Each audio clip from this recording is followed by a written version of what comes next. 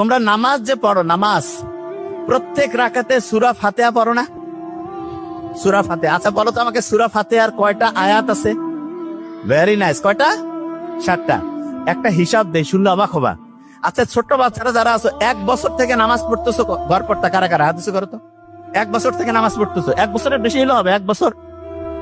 আচ্ছা আচ্ছা, বড় মানুষ যারা আছে তারা 1 বছর থেকে নামাজ, তার বেশি বললে কোনো সমস্যা নেই, হাত উঁচু করে। 1 বছর বা তার বেশি নামাজ পড়তেছে, হাত উঁচু করা যাবে। 1 বছর বা তার বেশি নামাজ।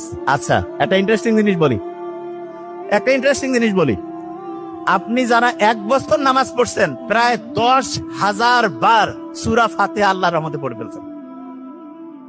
10,000 বার। কাউকে যদি আমি বলি এই 10,000 বার সূরা ফাতিহা পড়ো, কিন্তু হবে না, এটা কি সম্ভব? কিন্তু জাস্ট প্রত্যেকদিন প্রায় 30 রাকাতের মতো আমরা নামাজ পড়ি। ফজরে 4, জোহরে ধরলাম 10, আসরে 4, মাগরিবে ধরলাম 7 বা 5, এশায় ধরলাম 9, গড় পড়তা প্রায় 30 রাকাত। 1 মাসে 900 রাকাত, 1 বছরে 10,800, আরো কয়েকশো বাদ দিলাম, 10,000 বার সূরা ফাতিহা আমরা পড়ছি। লাভটা কি হয়েছে?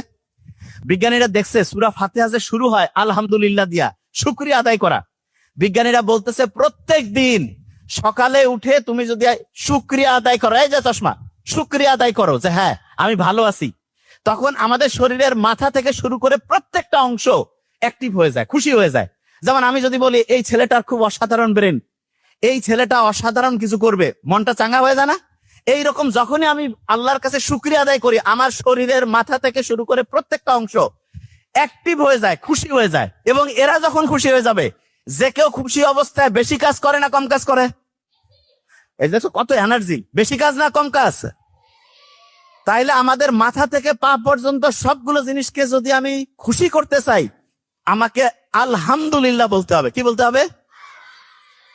তা আলহামদুলিল্লাহ তো এমনিতে বলতে মন চায় না, এই জন্য আল্লাহ নামাজের মধ্যে প্যাকেট করে দিয়ে দিছে। প্রত্যেক নামাজে আমরা সূরা ফাতিহা পড়ি, আলহামদুলিল্লাহ রাব্বিল আলামিন দিয়ে শুরু করি।